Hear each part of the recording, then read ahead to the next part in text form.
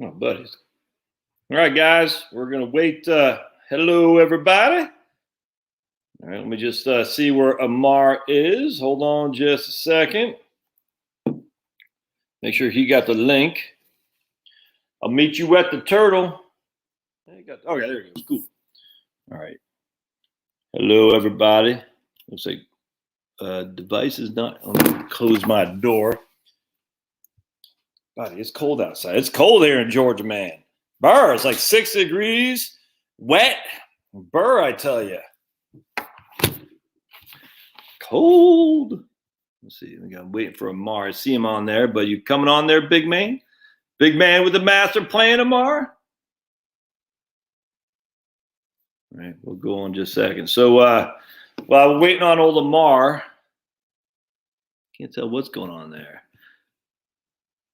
I don't see him. I see he's trying to get on. Yeah, there he goes. All right, cool.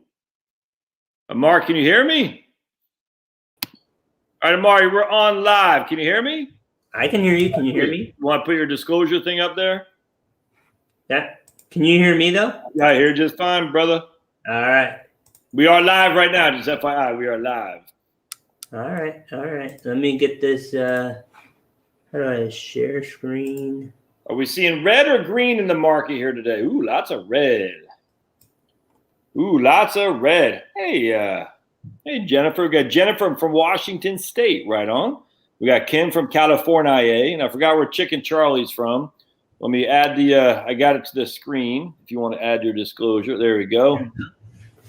So if you want to talk on the disclosure, there, Amar. Yeah, everything is for educational purposes. We haven't taken your accounts or your situation into account.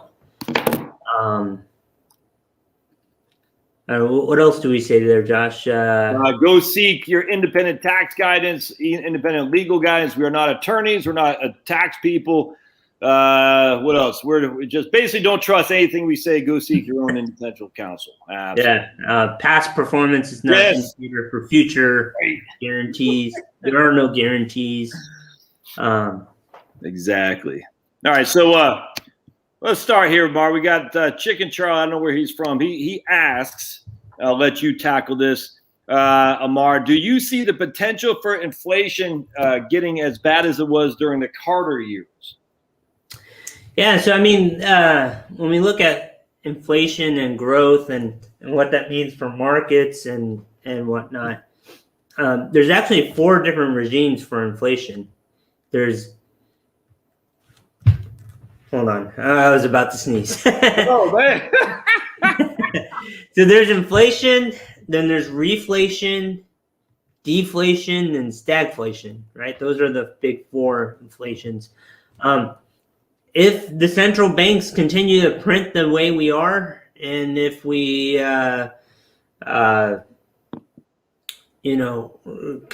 continue to print and growth slows down, we may see deflation more than inflation. But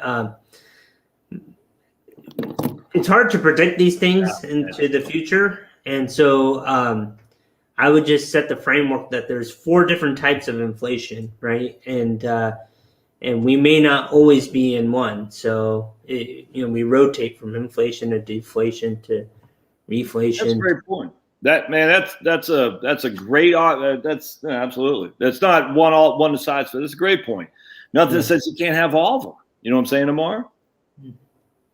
So I mean, if we look at a matrix, you have the rate of change of growth increasing or decreasing, and then you have the cost of goods or inflation, most notably by the CPI index. And in the CPI index, there's actually a couple of things that we could highlight that would be maybe I guess useful. I actually have some up if you want me to bring it up. Yeah, sure. All right, I got this is what the BLS is. I was going to do a video on this.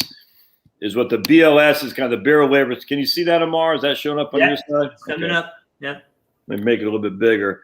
And so, I mean, it might be easier for me to just kind of go over. So the BLS, the Bureau of Labor Statistics, which is in charge of the indexing for inflation, has made numerous improvements to CPI over the past decades.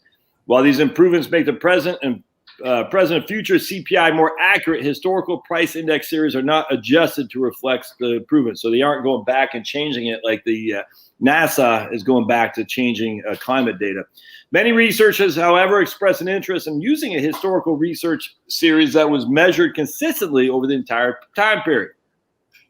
According to CPI, retroactive series is using current methods called the rcpi.u.rs present. An estimate of CPI for all urban consumers, CPI-U, from 1978 to the present, and incorporates, when possible, most of the improvements made over that time series. Anyway, point being is that the BLS recognizes, the Bureau of Labor Statistics recognizes that there's no definitive way to count inflation, but they're always trying to adjust it. Anything, take it away, Amar, if you got something to say on that. I mean, when you look at inflation, there's a couple pieces of it, right? One is the housing costs, which are not, I mean, it is reflected in CPI. It's one of the larger pieces, but it's not what I would say accurate to what's going on in the environment. So in housing, they use rental costs, right? So what is the cost of rents and how is that changing?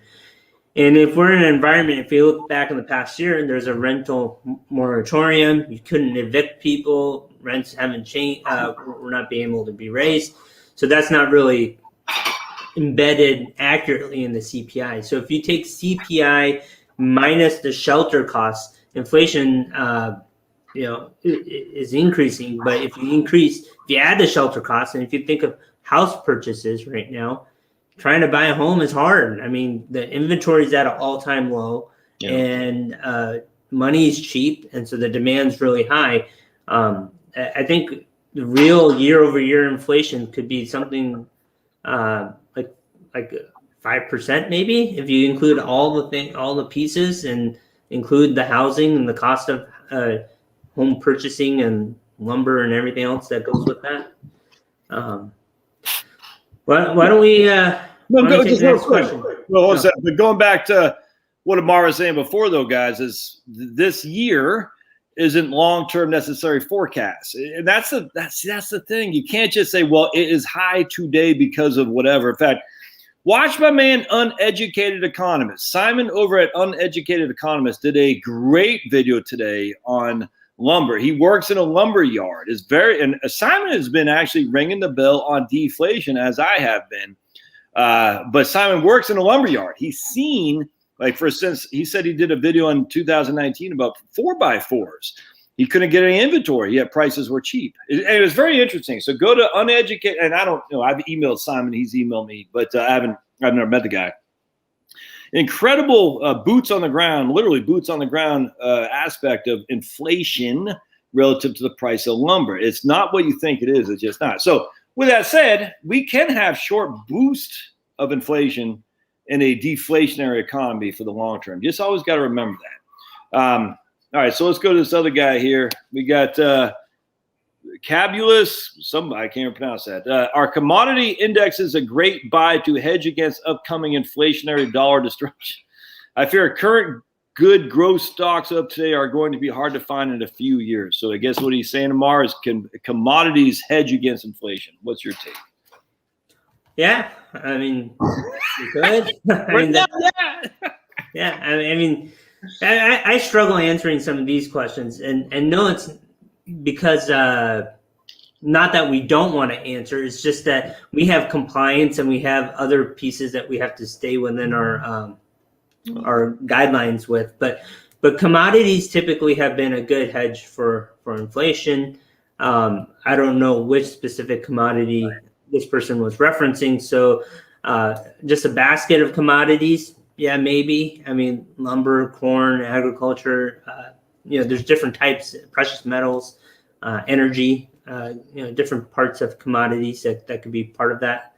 I would say just know what you're owning, right? Because a lot of these index funds that are baskets, they have different percentages of what they own in there. Some could be as high as like 50% in energy, and then the remaining 50% is divided amongst everything else. And so you want to find something that is really pegged to what you're looking for.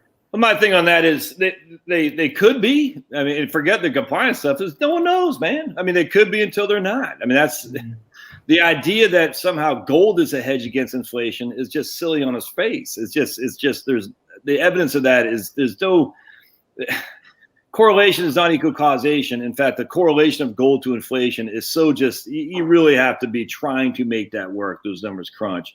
As such, gold, just using that for an example, in of itself, it may or may not be a hedge against inflation. But for someone to sit there and say, I'm buying gold as a hedge against inflation, I say, well, hey, good luck with that. Because remember, gold was literally banned as private ownership from FDR until, was it Nixon? I think Nixon allowed gold to be held by private hands again. You think they can't do the same for other things?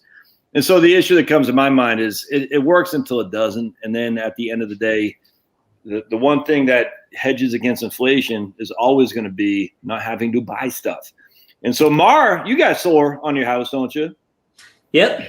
Got solar. Mar's got photovoltaic. And I did a video on this the other day, Amar, about if you want to hedge against energy costs rising, get some some PV panels without question. If you want to hedge against the rising cost of energy, do I think solar is going to kill the fossil fuels? No, not at all. It's silly to think that, but for your personal consumption, my friends, if you have a south-facing either a yard or a south-facing rooftop, if you are not thinking about getting solar, I think you're making a mistake. Now, I can't. It's tough for me to do that, but I think that'd be something you could do as a hedge against inflation because the cost of energy are only going up, and as such, the one thing you can do is lock in that price by getting some solar for certain. Yeah. But that'd be. All right. Are you running into gas shortages out there? Like I know part of the country's having gas shortages, right? Nah, my wife drove today. She said busy. Like yesterday, she said it was crazy. But while she was driving to work today, she goes, it's busier than normal, but there are pumps open in Georgia. You know what I'm saying? We dodged more North Carolina and South Carolina. Right. Well, I think it's going up the East Coast, Frank. That's my understanding.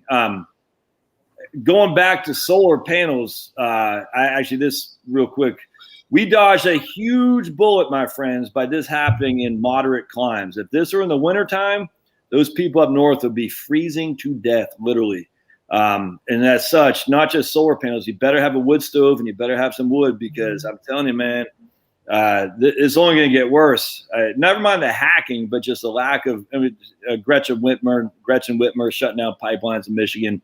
This is all bad news, So we got insane politics. We got hacking. It's just bad. And as such, the lack of your ability to get natural gas pumped into your home to heat your home is going to be bad. On top of that, just gasoline that we're talking about here today. So we don't have anything right here in Georgia, Amar, but is this the beginning, the shot heard around the world or what? I don't know. But it is frightening. You better get your crap together because it's going to come.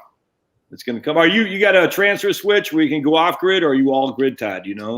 Yeah. So we didn't get a battery. So the transfer switch comes when you get a battery. Fine. But no. So I have a little generator that would power 2 refrigerators or so. Yeah, I think the solar using the solar panels, you get your electricity bill, if it grows over time, then this can kind of think of it like an annuity, right? Absolutely, 100%. You invest let's say $20,000, and it's paying $100 a month. Exactly, which your electricity bills, which is money you don't have to spend, which is less stress on your portfolio, which you can handle more volatility, right? Over and time. it's money you don't have to generate to spend. We don't have to pay taxes on that money you don't have to generate to spend. You see what I'm saying? It's a double whammy. If you don't need the money to pay for your electricity bill, you don't need to pay the taxes on the money for which you had to generate it. So, all right, we got ex-lava hot. All right. What would have happened to the markets if the events of January 6th would have prevented Biden from taking office? Who knows? That's silly. All right, come on. All right, here we go. We got Google sucks, even though we're on a Google platform.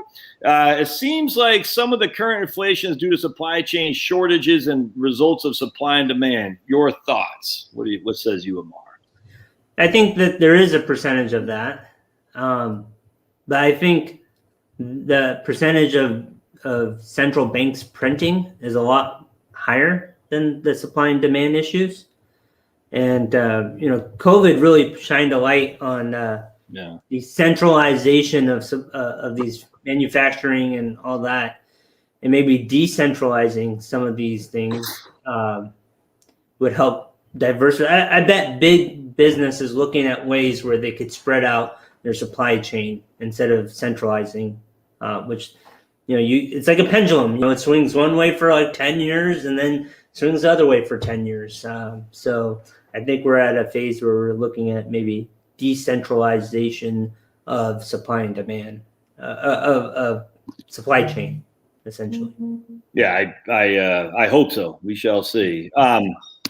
Carl says, how does the government correlate CPI with a workforce that won't engage? I think what Carl is saying, basically saying, hey, people aren't working because of stimulus check. How do you correlate CPI? We don't know. We've never been through this. This is what I think, not Carl specifically. I think a lot of people are looking for answers that say, if this happens, that will lead to something. And we've never been through this. I mean, think about it. When I was growing up, to get a job, I mean, you couldn't just not get a job. You see what I'm saying? I mean, you had to. And now people don't have to. How do you measure that in terms of historic, just any kind of economic data? You can't. We've never been through this before. And as such, there's no answer for what inflation is going to mean, what spending is going to mean, what market. No one has any idea, which is why being nimble is always the best way to go, because there's no answer for that question, unfortunately. And when we're talking about investment management, I mean, nobody has a crystal ball for the future. So you have to build a portfolio that does well under all different circumstances. Yeah, 100%. And your results are more probabilistic, meaning that if this happens and there's some probability that this will happen, then this is what my outcome is. And you have to range different scenarios with different probabilities, and that's how you overweight and underweight different sectors. What I would say is that we're kind of in a vicious cycle where central banks print money that inflates asset prices. Yes. Makes everything more expensive.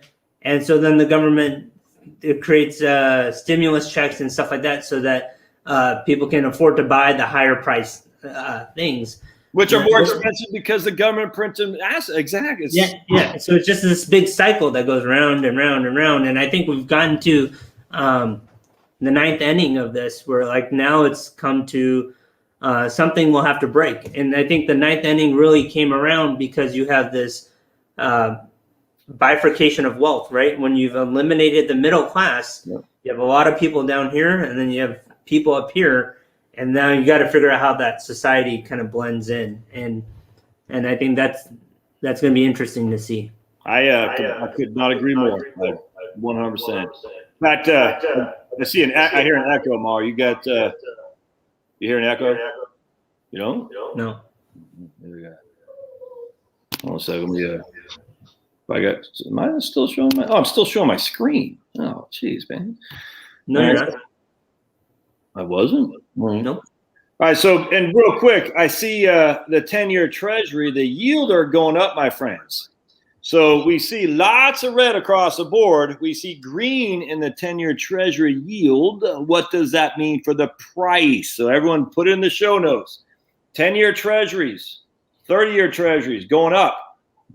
What does that mean for the price of those bonds? Don't answer, Amar. So you see red. Maybe be more specific. As yields go up. No, don't be no. We want to see. So we see the green on the yield of the 10-year Treasury going up. What is happening to the price? Don't give it away, Amar. We got to see what people say. All right, here's my man Trevin. Interesting name. Looks like he's playing Little League baseball, but he says he's about to retire from his law enforcement job after 28 years. He'll have approximately $400K in his 457, of which I'll be able to withdraw from when I retire. I'll be 50 years old. Okay. I thought there was a question. Yeah, so let's not try to put your personal information on this. This is public. This is a YouTube live, so everybody can read your stuff. But there's no question. There was no question on that one. Yeah. Kim says, I have questions about Roth Conversations. He wants to have a conversation about Roths. Okay. She wants to have a conversion. Right. Yeah. I'm goofing on you, Kim. Update paying cash for a place in Idaho. Update paying cash. Manufacturer. She's going to buy a manufactured home in Idaho. Okay, gotcha. She's going to sell in California. She'll get maybe $100,000. Continue to have money in cash bucket. And then she says, is she too old for Roth conversations? I'm just joking. Is she too old for Roth conversions? All right, so she's going to move to Idaho, buy a manufactured home. She'll get $100,000 when she sells her house in California. She still has money in the cash bucket, so basically money for emergency funds, whatnot. Is she too old for Roth conversions, Amar? Take it away. There's I don't know. There's more information needed, but I would say this: nobody is too old for Roth conversion because if you're, let's say you're on the younger spectrum, everybody says that you have time, you can make up those taxes. If you're in the older side of the spectrum, you can use this for estate planning, legacy planning. If you were to inherit money, would you rather have taxable money or tax-free money?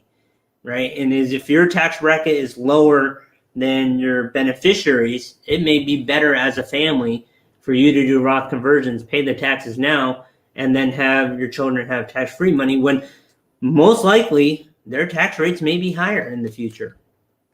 Couldn't you're never too old for Roth conversions. That doesn't mean you should do them. Just means you're never too old to discuss it and to look at it, Kim. That's all there is to it. Because there's so, like Amar was saying, there's so much going on in the family dynamics. But you're 7 years old. I know you're not. I'm 7 years old, too old. No. My man from India, Amar, Rahul Chatterjee. Are you familiar? Is that an Indian name from Chatterjee, Amar? Like Shah is an Indian name. Does this name ring a bell to your where your folks are from? Yeah, it's probably from North India. Right, because I don't know. Patel's a big Indian name. Where's that for? Like, where's Patel from? What would be part of? That's from Gujarat. That's like from the state that my great grandparents are from. Okay, yeah. Gotcha. And if the dollar undergoes inflation, then what happens to other currencies, especially emerging markets? This is a good question. Yes. And like we've been saying earlier, there's uncertainty with this because we haven't been in this type of environment. But since all central banks are printing, right, it's relative to each other. Yeah. And so depending on how much printing is going on in India or wherever, then you can have some imbalances. One of the things that happens when we devalue the U.S. dollar is other currencies become more attractive. And so that would be part of that. All right. So, yes, but a lot of times there's a fight to the bottom of devaluing because remember, Rahul, and all you other guys in here, inflating means a devaluation. It's the same exact, it's just completely the same thing. So we're inflating the dollar means it's literally being devalued. What is better or more expensive when you're devaluing the dollar? It's more expensive to import items and less expensive to export. Our exports become say again, Amar? Our exports become attractive. Exactly. Drop it. Our exports become hugely more attractive. Now, what are these mercantilistic economies built on? Taiwan, Japan, China. They're built on exporting their stuff to us because of our strong dollar. That's how it works. So if we inflate our currency and devalue it, thank you, they're going to do the same thing because they have to maintain a competitive outlook to export their stuff to us. And so it's in economics, we call it kind of like a race to the bottom. So you deflate, we deflate, you deflate, we deflate, we keep going back and back and back. And that is a risk for sure, especially for countries that are built on exporting goods. I'm telling you right now, countries that are built on exporting the U.S., they're scared crapless of us devaluing. I'm just telling you right now. And that's because their whole economy is built on us, the consumer, buying their cheap products. If we have a dollar bill that goes down in value, they're like, holy crap, what are we going to do? People are not going to buy as much as our products they're going to turn around and manufacture in house, it's a whole global. I'm telling you, it's a global. I don't want to say nightmare, but it's going to be interesting to see how that shakes out. By the way, if we may, there is no country in this earth that isn't doing the same damn thing. The interesting thing is everyone says, "Oh, we got too much debt to GDP." I just look at Japan, 240%. I was literally just listening to a podcast a few minutes ago on the argument among Austrian economists versus monetarist economists versus Keynesian type economists. And they all agree that debt's high, but they don't all agree what the solution is or what the net result is. And the interesting thing is you still have to answer for Japan. But even that, you got countries out there with debt to GDP that's like 30%. Their economy sucks donkeys. You see what I'm saying? You're like, well, they got debt to GDP that's a third of what we have, and they got inflation through the roof. So how do we explain that? And the answer is because no one knows crap. That's the whole point. All right, so good call, Rule. I'm glad to hear from India, man. Big fan, first time, long time. Do you recommend Amar? This is Shake and Bake. Do you recommend target mutual funds for retirement? No. I mean, we're an active manager, right? We're actively investing for our clients. So my first response is no, and let me explain why. I guess there's two big parts to that. Number one, target date funds automatically become less aggressive regardless of what's going on in the market environment, right? So I remember at USAA, they started target date funds, and they would rebalance at the end of the quarter to a glide path to having more bonds over time.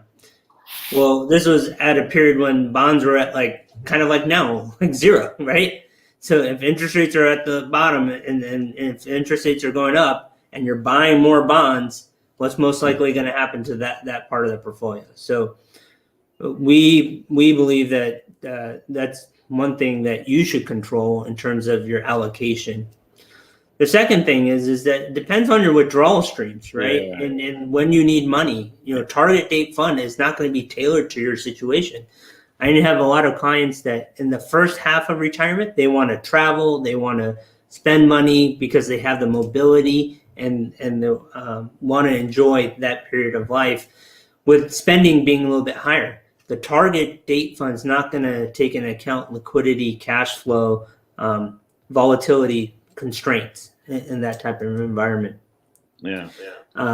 And most target date funds, like I think the Vanguard one is built using Vanguard funds inside of it, right? Yeah. And so same with Fidelity, same with Schwab, same with all the other ones. And so you're buying a fund of funds, which tends to be more expensive. 100%. Yep. 100%, man. Fund of funds are generally not the way to go. We just got to be careful here, not saying explicitly because everyone's situation is different, but generally speaking, I'm a 100% agreement with Amar.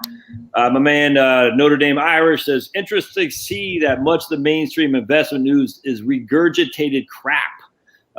Very little full and defendable analysis. Dude, remember the mainstream news. I don't care if it's Fox. I don't care if it's MSNBC. I don't care if it's CNN. I don't care if it's Fox Business, CNBC. They're all here for advertising revenue. Clicks, man.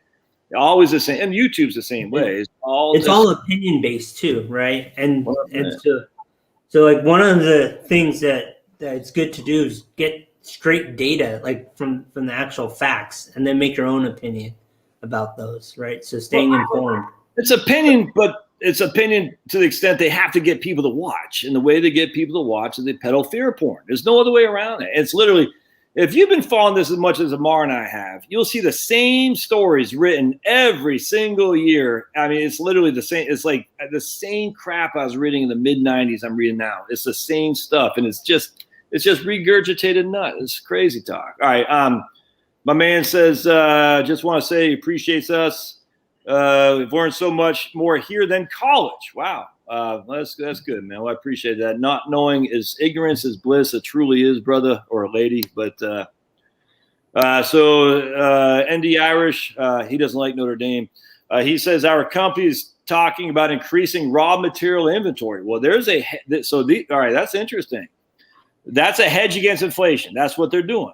So this is like a topping off of your gas tank. And my wife called me and said, should you top off? I was like, no, I'm not topping off. Come on, stupid. Don't top off. I mean, it's just a short-term freaking issue. This is what these guys are doing. We're going to top off our inventory because we could see mass inflation. I think that's panic buying. And whenever you got panic buying, you're going to have mass short-term inflation. And then ultimately, it'll be price controls, which always destroys everything. Let's see. All right. Florida has nuclear power plants in the South Florida. Nuclear is the way to go. 100%. All right. Here we go. Here's a question from Chicken Charlie. Isn't the Fed's hands tied when it comes to raising rates because of debt load and deficit? What says you, Amar? Yeah. So this question is really going to, like, if we increase interest rates, then the Fed, the bills that we have to pay on the debt, they go up as well. So that is kind of true. Remember, we have 30 years worth of debt outstanding, right? So as those pieces of debt come to full cycle, we're issuing new debt. Yeah. And so if we increase interest rates right now, think about 30 years ago, right? If we're at zero and we increase it a little bit, we have something maybe at 6% maturing, and then we'll issue new debt at 2 3/4. I don't even know what the 30-year Treasury is right now. You had it. I think it's 2 1/4. Yeah. Let's see. 30-year is 2.4. Yeah. I mean, it's less than 2.5. Nuts. Yeah. So remember, we have all these different tranches of bonds coming due, and then we have all these new tranches that we're creating on an ongoing basis to fund the government. So, like, right now, we're in a position that the amount of new debt that we're creating and at low interest rates versus the old debt that's maturing, it's not going to move the needle a whole bunch.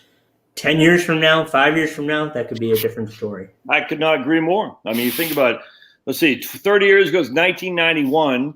The 10 year was about 8%, right? That was in the midst of the first Iraq War. I don't know what the 30 year was doing, probably around 8%. And now they're regurgitating those at 2 1/4, 2.4.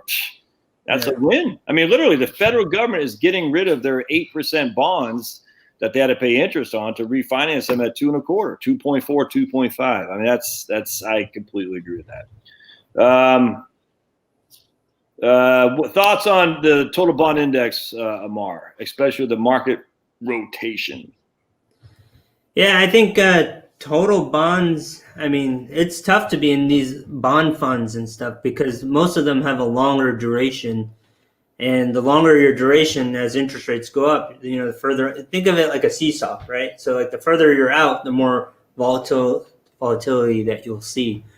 I mean, higher credit qualities, maybe even looking at some equities that are consistently paying dividends like utilities or something like that could maybe a good substitute. I don't have a real, right now we're probably rotating from risk-based fixed income into a safer or higher credit quality if deflation is coming, right? Yeah, we're not seeing that in the price. So going back to my question, everybody, what happens when the yields go up, the price of bonds goes down? And a lot of you guys said that. So if it's a flight to quality right now, given the Dow is down 400 points, and the NASDAQ is down freaking 2% on top of the last. We're not seeing in the bond market. We're seeing the exact opposite. There's a sell-off on bonds too. I wonder if it's just, the yield is up 3.6 down on the 10-year Treasury. That's crazy. So, that's a significant increase in 10-year Treasury yield, which means it's a significant drop in price. I wonder, if that means there's just a flight to cash. I mean, what do you think? I mean, people are nervous. I mean, they watch CNBC and like all the news channels, and they see what's happening to the country in terms of taxes and everything else, and a lot of uncertainty breeds fear. Fear breeds, go to safety, go to cash, go to things that Talking to a lady today, Amar, from California. She had sold her condo in California, now lives in North Carolina, and she's got like $300,000 net proceeds. Thanks, girl. That she sent in cash, and ultimately, I'm thinking, man, Wellesley's perfect for that. Some of that money, but I said, you might as well just wait because we don't know when this cycle is gonna stop. I mean, it might be today, it might be 6 months from now. We have no idea. But man, no one ever slept. No one ever woke up in a nightmare sweating bullets because they had too much cash. That's for sure. Yeah. Here's our law enforcement officer. He says he's got 400,000, 457. He's 50 years old. Should I put it in safe harbor and treat it like cash? I'm going to just speak on Amar's behalf. There's no way he can answer that, certainly because he doesn't know your situation. No way I can answer that. One thing I would say at the end of the day, given that you got 28 years in as in law enforcement, presumably you're 50 years old. Presumably you also have a pension, and you will get Social Security at some point. And so remember, and this is not specific to my man Travis here. When you have Social Security and you got a pension, in some way you kind of think of those as your bonds or as an annuity, because they literally are annuities, and those what those things are. As such, you can think about being a little bit more risky on your assets. I'm not saying Travis should do that. I'm saying at the end of the day, if you have a pension and Social Security, obviously he's not on Social Security now, you can afford, from a just pure economic perspective, to be more risky with your retirement assets than someone who is living solely on their retirement assets. So just keep that in mind. Let's keep going here. You know that question about fixed income? Maybe this. Let me see if I can do this. Do you see my screen? Oh yeah, I'm bringing up. Sweet. Yeah. Oh, cool. Is it Bloomberg? No, this thing's called Coifin. But so like if you look at it right now, year to date, all of the things that are up here, I mean, are kind of inflation connected, right? Floating rate, preferred stocks. Is that okay? Gotcha. We can't see it. So we can see it. We just can't see what they are. So preferreds are up year to date. Floating rates up to year to date. What else? Tips. Yep. Yeah. And if you look at everything that's down, I mean, look, emerging market bonds, international treasuries, convertibles, municipal bonds, Ginnie Mae, 20-year plus is down 13.5%. 20-year government bond or 20-year just total bond? 20-year government bonds. It's down 13%. Whoa. Year to date. Year to date? Holy crap. Right here, TLT. Woo! It's down 8%. What's Ginnie Mae? What's Ginnie Mae down so far year to date? Let's see that. Ginnie Mae is down 1%. Okay. That's nuts. So, I mean, this kind of going to say that, you know, bonds, like the question was rotation. Well, and we don't know how this is going to rotate, but yeah, I mean, these things rotate. And so if we do go into a deflationary environment, these government bonds may do better in that type of environment. Vino says his mom did a Roth conversion at age of 80. So never too old, Kim. And I know you ain't close to 80. So you can, by all means, you're never too old to do a Roth conversion. Conyer Ron says, Doggy wants to chew and play. Yes, he does. All right, so let's see. All right, what tool system do you see elderly people using to manage distribution investments? Do you see them setting up on autopilot before they get old, use a relative or an investment advisor? What do you see, Amar, in terms of how they pull money out? What's your thoughts on that? Yeah.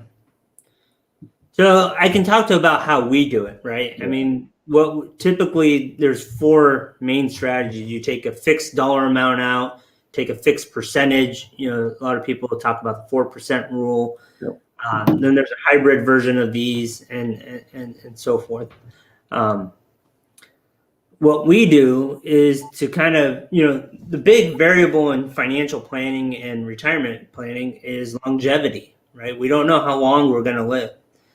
And so we want to maximize the alignment between what's important to you, your financial goals, and your actual behavior.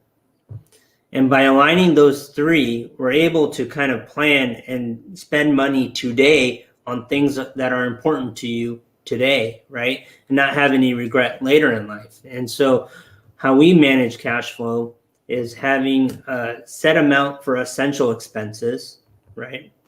And then we have a variable amount that's based off discretionary expenses, based off what you want to do, right? And building that is done by connecting, things that are important. Who do you want to do those things with? How much does it cost? What's the next best step? And so some years it may include travel. Some years it may include, rebuilding part of the house or whatnot. And those are different expenses. And you can't factor those expenses, or it's very difficult to factor those expenses in if you're taking a fixed dollar amount out, or if you're doing a 4% rule or anything else like that, for systematic withdrawals. So really what I would say is that there's two ways that I think is most beneficial to clients. One, and both of them have an essential base level of expenses, right? So if you know what your essential expenses are, then you can kind of factor in how much is going to be covered by Social Security, pensions, etc. The other part is either figure out what things you want to do, because those are going to be episodic, right? Or sometimes you're traveling, sometimes you're doing home improvement, sometimes you're helping grandchildren, children with their kids. And sometimes those things are going to be, a bigger variable and you don't know. And you just want to know, what is the max that I can spend this year on discretionary items that won't break my retirement plan. So that's kind of how we do it. We'll look at those two as predominantly for all of our clients. People that really want that engagement will really define what's important to them, create financial goals or experiences around that, and actually make sure that behavior happens. Here's a good question, Amar, from Rahul. Yeah, I'm echoing. You don't got me on a. You don't hear an echo? Why would it be echoing? Huh? Oh, you don't have me on two screens on your neck of the woods? No, and I have the volume down too. Amazing. All right. Rahul says, our younger generation is too naive in assuming crypto will become the default form of currency. Are all the governments stupid to give up the ability to print money? That's let me answer real quick, and I'll let Amar take away. The idea that Bitcoin or what's other Dogecoin, well, I don't even know what the hell it is, Ethereum are going to become a form of currency is inherently just silly to me, without question. It's all speculation. It's gambling. Now, the idea that the government is going to give up its ability to control the monetary system. You know what they're going to do is give me an e-dollar, and they're going to make Bitcoin illegal. It's a counterfeit. That's what's going to happen if they're truly going to replace the currency without the auspices of the federal government. Give me a break. It's not, so I'll go underground. So anyway, anything you want to add to that, Amar? I just find the whole thing absurd, but you go ahead. Yeah, I mean, I'm not an expert at cryptocurrency or anything like that, but the two things I do know is that, the credit quality of the U.S. dollar is because the U.S. government is known to pay its debts, right? Yeah. And so it has a taxing ability and it has the military, right? If you don't have those two behind a currency, I mean, it's valuable right now because that's what people want. But what about later on? Will people still want it? I mean, I don't know.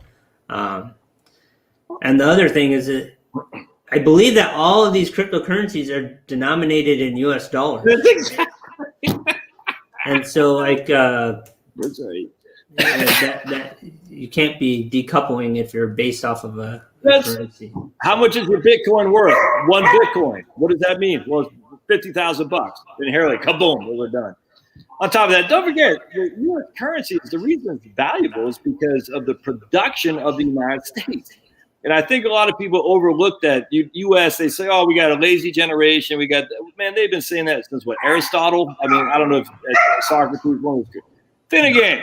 But I mean, as long as we're producing as somewhat of a I hate to say capitalistic, as a mixed economy, that's still the best game in town. People are going to value it for sure. Finnegan. All right, so we got. Let's do kind of like a 2-minute drill. Let's answer the most amount of questions in the next 10 minutes. Would floating rates be better, Finnegan, than a bond fund? Anything you want to say? I mean, Amar can never say better or not, but anything. Yeah, and floating rate is a type of bond, right? Yes. So, just like stocks have different sectors and different asset classes in terms of large cap, mid cap, small cap, bonds have the same thing, right? So floating rate is a type of bond, but it's You see my dog's two butts. They're looking out the window. You can see they're big. Both are big. One's got a pink eye. One's got a brown eye. Floating rates got killed, Charlie, in the 2008. Just FYI. Floating rates got smoked. Will they get smoked now? I don't know. But just because they're short-term duration doesn't mean that they're not going to get killed. They got smoked in 2008. Let's see. I'm planning to retire in 3 years. What kind of portfolio distribution would you suggest at this time? There's no way to answer that. Morningstar doesn't like structured notes. What says you, Amar? Yeah, so we use structured notes for some of our clients. I think the area where structured notes make sense. So they're financial products that are made for everyone. You have to identify if they're made for you. So that's like the first caveat, right? People say, I hate annuities and stuff like that. Well, and you should never buy an annuity. Well, you should really see if the annuity is made for your situation. So situations that I like structured notes are for individuals that are really conservative, that don't want to take a lot of risk, but need to take risk in order to reach their financial goals. So there are structured notes that protect from losses or that have an offset on the losses. So individuals, I would say, really conservative to moderately conservative in that spectrum, I think structured notes could play a good role. All right, what do you think about the Bank on Yourself program? Are you familiar with this, Amar? Invest in yourself is what I read into it. I don't know. It's Bank on Yourself.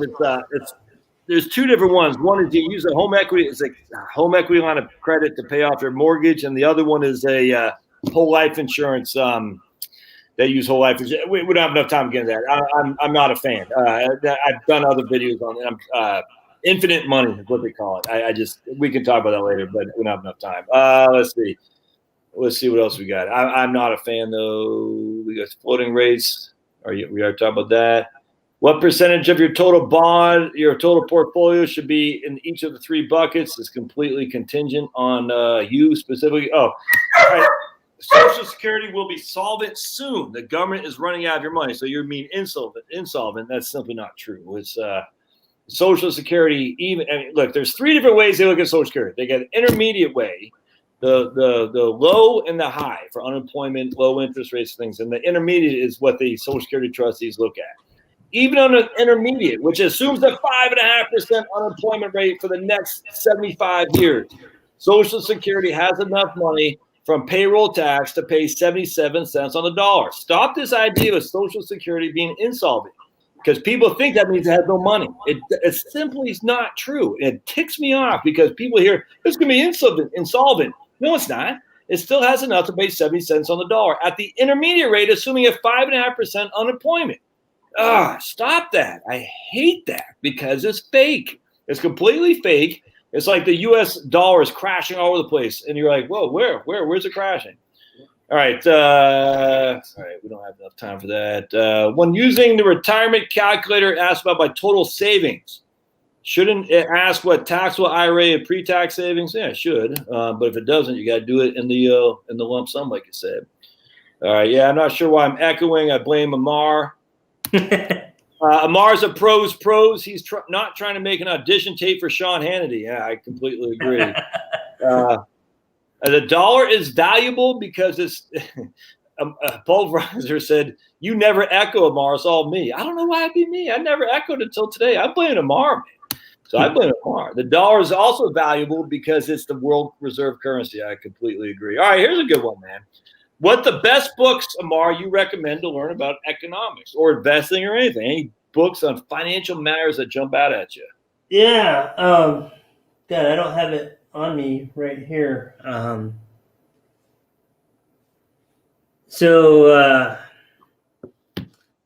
forgot what the book's called. Economics. Amar doesn't read. He doesn't watch his cartoons. Why don't you start with your books? I'm going to go on Amazon and see if I can find the economics in one lesson, James. Henry Hazlitt, first and foremost. Economics in one lesson. You got Karl Menger, Principles of Economics from Karl Menger. Now, these are Austrians, all right? Austrians, very controversial because they don't believe the monetarists, which is Milton Friedman, and they certainly don't believe in the Keynesian. Actually, it's interesting because a lot of the private banking people, i.e., essentially banks can issue their own debts and whatnot, I mean, their own currencies and stuff, would kind of fall into the Austrian economics, but I don't think so as much as what people tend to think. Anyway, but this is number one, Economics One Lesson by Henry Hazlitt. You read that. And then Frederick Bastiat, he's an old French economist from the 1800s, Bastiat. If you read anything from Frederick Bastiat, you will be better for it. That's just a fact. Psychology of Money is a good one. I sometimes give that to clients. I mean, it depends, like, what type of books, because, like, The Misbehavior of Markets is a good one for investing. Yes. Mark, keep talking. Yes. I also like, sometimes when you're doing financial planning and estate planning and retirement planning, you're trying to make decisions. So there's one that's called, there you go. Mandelbrot, The Misbehavior of Markets, right here, 100%. A fantastic book. Oh, my goodness. And once you read that, you'll realize why, like, sometimes, buy and hold, it talks about, like, how markets are not efficient, sometimes. Right. Yeah, so it's a good book. It's kind of hard to read. I mean, I had to read it 2 or 3 times. There's a lot of math involved in that book. So, like, for instance, one chapter, By the Toss of a Coin or the Flight of an Arrow. And I'm not going to get into it. And, and the C. Nicholas Taleb, actually, he's out. I found about Mandelbrot, but all his books, the Inserto is what he has his 4 books and, like, one big thing, the Inserto. And lastly, I would read Leonard Read's I Pencil. Now, these are just pamphlets with the Bastiat, Leonard Read I Pencil. That's another one because it says the basic economics of how to build a pencil. And then you'll run for the hills anytime you have a guy says, we can manage the economy from a top down, because it's insane. What is Seen and Unseen? There you go, right on, D. What is Seen and Unseen by Bastiat? All right. Amar, do you endorse, that's a strong word, but what do you think of Ramsey's get out of debt, try to get out of debt? I don't even know what it is. You've heard of Dave Ramsey? I've heard of Dave Ramsey. I don't know much about it. All right, so basically Dave Ramsey has a strategy of getting out of debt. You basically eat beans and rice until you're out of debt. I don't think you have to go that far. I think the whole point, in my opinion, isn't so much that you got to rob yourself of current pleasures, but you got to understand where your expenditures go. No one has any idea where their spending goes, and as such, it should shock anybody that they're going on into debt. Yeah, debt is not necessarily bad as long as you manage it appropriately. There are people that have a ton of debt, and that debt buys them leverage, and they've been able to grow their assets. The problem is if you take on too much risk, right? You take on too much debt, then you're increasing your risk. And so, paying down your debt, reducing your percentage of debt to assets, I think is good. Last one is it advisable to apply Heloc prior to less than a year retirement? I'm not sure what you mean by apply. Yeah, sure. I think you have to apply for a Heloc. It's not automatic. For one. Okay. Yeah. Apply for one. And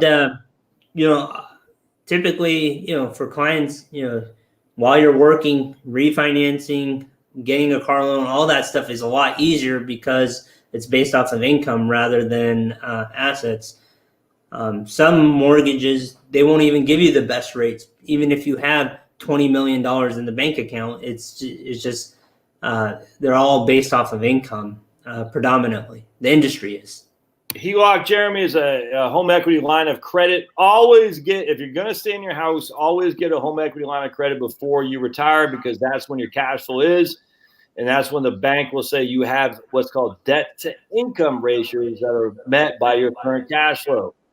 So what happens is if your DTI is too high, usually it's above 40% for home equity line of credit, they won't approve you. And if if you have no income because you're only living on Social Security, good chance that your debt to income will be quite high. So, all right, Mark.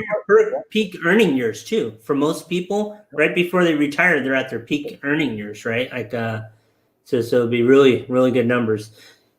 Before we end, just don't forget to subscribe to both of our channels. Yeah. So that Mars is client. Go ahead, Mark. Keep going. Client First Capital Learning is my channel, and Client First Capital Learning is Amar. Please do subscribe, man. I mean, how many subscribers you're on right now?